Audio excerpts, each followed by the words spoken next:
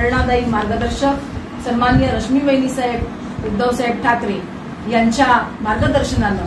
संपूर्ण राज्यभर गेल्या 23 तारखेपासून तर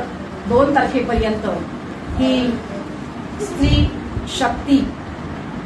संवाद यात्रा सुरू झालेली आहे।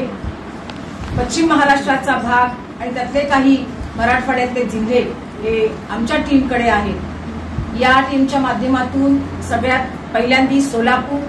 त्याच्यानंतर धाराशिव, त्याच्यानंतर सातारा, त्याच्यानंतर सांगली आणि सगळ्यात शेवटी कोल्हापूर असे 5 जिल्हे, या 5 जिल्ह्यामध्ये आमचा दौरा असणार आहे। एकूण 14 टीम शिवसेना महिला आघाडीच्या राज्यभरामध्ये याच काळात दौरे करतायत। त्यापैकी आमची एक टीम या 5 जिल्ह्यांसाठी कार्यरत आहे। दिनांक 23 ला मुंबईवरून आम्ही निघालो आणि दिनांक 2 ला आम्ही परत मुंबईमध्ये परतणार आहोत। या मधल्या कालखंडामध्ये जे जिल्हे आम्हाला दिलेले आहेत, या जिल्ह्यामध्ये सन्माननीय पक्षप्रमुख माननीय उद्धवसाहेब ठाकरे यांनी आम्हाला आमच्या पक्षातल्या महिलांची सद्यस्थिती, विशेषतः ज्या पदाधिकारी आहेत, ज्या कार्यकारिणीवर सदस्य आहेत, त्यांच्या कार्य अहवालाचा अभ्यास करण्यासाठी, काही वेळेला असं होतं की गेले अनेक वर्ष एखादी महिला पदावरती असते, बऱ्याच वेळेला तिला त्या पदाला न्याय देता येत नाही, बऱ्याच वेळेला खूप चांगल्या महिला संघटनेमध्ये यायला तयार असतात, मात्र हे असताना त्यांना आपण न्याय देऊ शकत नाही। अशा काही वेगळ्या वेगळ्या भूमिका प्रत्येक जिल्ह्यामध्ये आहेत। त्या जिल्ह्यामध्ये असणाऱ्या आपल्या महिला आघाडीचा अभ्यास करणं, त्या महिला आघाडीच्या सगळ्या पदाधिकाऱ्यांचं म्हणणं ऐकून घेणं, त्यांना त्यांचं काम करत असताना येणाऱ्या अडचणी ज्या आहेत त्या अडचणी सुद्धा जाणून घेणं, या संदर्भाचा हा आमचा दौरा आहे। पण हे करत असताना सगळ्यात महत्वाचं आज देशातले किंवा राज्यातले जे प्रश्न आहेत त्याच्यामध्ये बेरोजगारी असेल, त्याचबरोबर महागाई असेल, याचबरोबर आमचा विकास जो आहे तो विकास अतिशय धीम्या गतीनं होत असलेला असेल, या केंद्र सरकारची किंवा राज्य सरकारची आमच्या सर्वसामान्य जनतेसाठीची घातक अशा प्रकारची जी धोरणं असतील, या संदर्भात सुद्धा आम्ही आवाज उठवतोय। त्या बाबतीमध्ये त्या ठिकाणच्या पदाधिकारी असलेल्या महिलांचं आणि ग्रामीण भागातल्या महिलांचं म्हणणं काय आहे ते जाणून घेण्याचा प्रयत्न करतोय। पण त्याचबरोबर आज देशभरात, राज्यभरात आणि जिल्ह्यामध्ये सगळ्यात महत्वाचा प्रश्न जो आहे तो म्हणजे महिला सुरक्षिततेचा अतिशय गंभीर प्रश्न, ज्या प्रश्नानं आज अतिशय बिकट स्वरूप धारण केलेलं आहे। ज्या वेळेला शिवसेनेचे पक्षप्रमुख माननीय उद्धव बाळासाहेब ठाकरे महाविकास आघाडीचं मुख्यमंत्री म्हणून नेतृत्व करत होते, त्या काळात असलेला महाराष्ट्र आम्ही सगळ्यांनी पाहिलाय। मात्र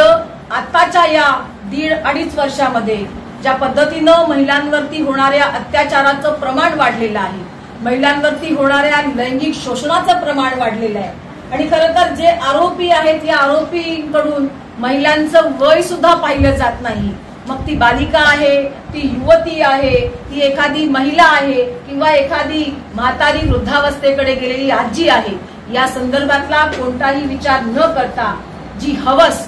या अपराध्यांकडून आपण समाजामध्ये पाहतो, आपल्याच माध्यमातून, पत्रकारांच्या माध्यमातून, वेगळ्या वेगळ्या टीव्ही चॅनेलच्या माध्यमातून किंबहुना वर्तमानपत्राच्या माध्यमातून तुम्ही जे आम्हाला दर्शन घडवता ते महिला सुरक्षित चित्र अतिशय बिकट स्वरूपाचं आहे आणि या संदर्भामध्ये आपल्या माता भगिनी सुरक्षित असल्या पाहिजे। यासाठी महाविकास आघाडीचं सरकार असताना शिवसेनेचे पक्षप्रमुख तत्कालीन मुख्यमंत्री माननीय उद्धव बाळासाहेब ठाकरे यांच्या नेतृत्वात विधानसभेमध्ये स्त्रियांच्या वरचे होणारे अत्याचार थांबले पाहिजे आणि जे कोणी नराधम असे अपराध करतात त्यांना एक वचक बसला पाहिजे। या अनुषंगाने शक्ती कायद्याचं एक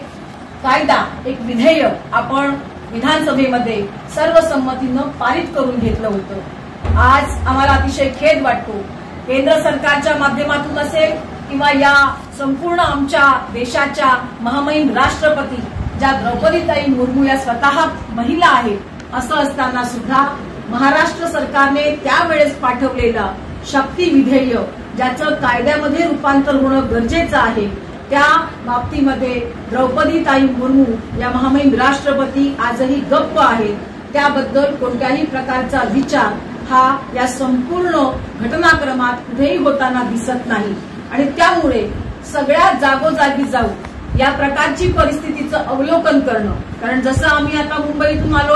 तर बदलापूरमध्ये झालेल्या घटनेने संपूर्ण महाराष्ट्र हादरला, तसंच आपल्याला माहिती आहे की आपल्या जिल्ह्यामध्ये तुळजापूरचं प्रकरण असेल, आपल्या जिल्ह्यामध्ये झालेलं भूमचं प्रकरण असेल, या खेडे गावामध्ये सुद्धा अशा प्रकारची दुष्प्रवृत्ती बळावताना दिसते आणि याचं कारण एकच आहे की अशा प्रकारचे अपराध करणाऱ्यांना शासनाच्या तर्फे कोणताही वचक बसला जात नाहीये. शासनाकडून ज्या पद्धतीनं पावलं कठोर आणि वेगाने उचलायला हवी त्या पद्धतीमध्ये कुठेतरी दिरंगाई होताना दिसते आणि मग योग्य प्रकारचा न्याय त्या पीडितेला मिळताना अडचणी येतात किंवा विलंब होतो आणि या सगळ्यावरतीच एक ठोस मार्ग निघाला पाहिजे. म्हणून ग्रामीण भागातल्या महिलांचा आवाज काय आहे, ग्रामीण भागातल्या महिलांना या प्रश्नाबाबत काय वाटतं, या प्रश्नाबाबतची योग्य ती समज, योग्य ती जाणीव, योग्य ती समजदारी आमच्या ग्रामीण भागातल्या महिलांकडे आहे का आणि विशेषतः पक्षातल्या महिला या बाबतीमध्ये कशा पद्धतीने पाहतात हा विचार घेऊन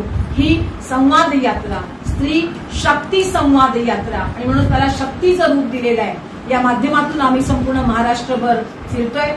खरं तर येणाऱ्या पुढच्या आठवड्यामध्ये नवरात्र सुरू होते. नवरात्रीमध्ये आदिमाया आदिशक्तीचं ऊर्जा स्वरूप, आदिमाया आदिशक्तीचं आपल्या सर्वांवरती, चराचरावरती, सृष्टीवरती असलेलं जे काही नवचैतन्याचं रूप आहे, सृजनशीलतेचं रूप आहे, ते अधिकच प्रखरतेनं, अधिकच जाज्वल्य आणि तेजस्वी झालेलं असतं. या काळामध्ये ही सगळी महिला शक्ती, मग ती राज्यातली असेल, ती देशातली असेल, आमच्या जिल्ह्यातली किंवा खेडेगावातली असेल, ती महिला सशक्तीकरणासंदर्भात, महिला सक्षमीकरणासंदर्भात होणाऱ्या अन्यायाच्या विरुद्ध रोखठोकपणे आपला आवाज बुलंद करू शकेल अशी शक्ती आदिमाया आदिशक्ती तुळजाभवानी मातेनं आम्हाला द्यावी. यासाठी कालच शिवसेनेच्या माध्यमातून आम्ही छत्रपती शिवाजी महाराज चौक ते तुळजापूर भवानीचं जे मंदिर आहे त्या ठिकाणचं महाद्वार इथपर्यंतची मशाल रॅलीचं आयोजन केलं होतं. त्या मशाल रॅलीलाही उत्स्फूर्त प्रतिसाद मिळाला. आपल्या पत्रकार बंधूंचे मनापासून आभार की त्या पत्रकार बंधूंनी आपण या मशाल रॅलीचंही वृत्तांकन अतिशय चांगल्या पद्धतीनं केलेलं आहे. आपण समाजाच्या प्रत्येक घडणाऱ्या घटनाचे आरसा आहात आणि त्यामुळे समाजात घडणाऱ्या चांगल्या घटना समाजासमोर आणणं आणि ज्या काही वाईट घटना घडतात त्या वाईट घटनांवर अंकुश बसण्यासाठी शासन, प्रशासन, लोकप्रतिनिधी आणि त्याचबरोबर आमचे अधिकारी या वर्गापर्यंत योग्य त्या भावना, सद्भावना पोहोचवणं हे आपण काम करत असतात आणि म्हणूनच आजच्या पत्रकार परिषदेचं आयोजन हे केवळ या संपूर्ण यात्रेच्या माध्यमातून शिवसेना, उद्धव बाळासाहेब ठाकरे हा पक्ष, जो पक्ष सातत्यानं समाजकारणाचा विचार करतो, जो पक्ष सातत्यानं स्त्री शक्ती, जो पक्ष सातत्यानं आमचे शेतकरी बांधव असतील, कष्टकरी बांधव असतील, भूमिपुत्र असतील, या सगळ्यांच्या संदर्भात साकल्यानं विचार करतो, या माध्यमातून महिलांच्या या स्त्री शक्तीच्या विषयीचा जागर हा करण्याचा विचार या माध्यमातून होता आणि त्या माध्यमातून आम्ही ही यात्रा संपूर्ण राज्यभर करतोय. आपले काही प्रश्न असतील तर आपण विचारू शकता.